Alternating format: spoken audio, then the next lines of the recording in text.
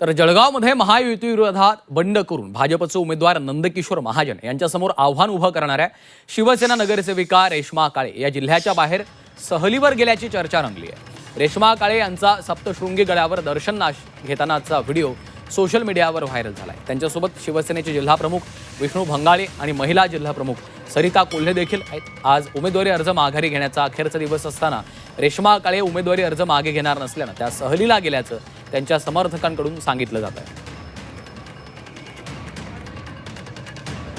त्यांचा सप्तशृंगी गडावरचा हा व्हिडिओ देखील सध्या समोर आलेला आहे। जळगावमध्ये बंडखोर रेश्मा काळे या अर्ज माघारी घेण्याच्या दिवशीच देवदर्शनाला गेलेले आहेत। भाजपच्या उमेदवाराला त्यांनी आव्हान दिलेलं आहे।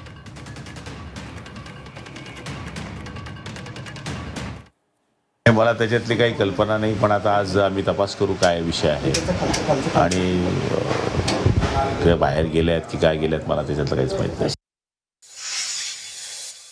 जळगावमध्ये पण शिंदे गटाचे 2 अपक्ष आहे, राष्ट्रवादी अजित पवार गटाचे 3 उमेदवार अपक्ष आहेत। इथे पण भाऊ अजूनपर्यंत मला वाटतं महायुतीतले सगळेच उमेदवार जे आहेत ते मागे घेतील, आपापली उमेदवार मागे घेतील। आमचं 17च्या 17 ठिकाणी जागांवर आम्ही या ठिकाणी एकमताने उमेदवार दिलेले आहेत। जागेचं वाटप झालेलं आहे, आपल्याला कल्पना आहे आणि कुठेही आमची बंडखोरी होणार नाही।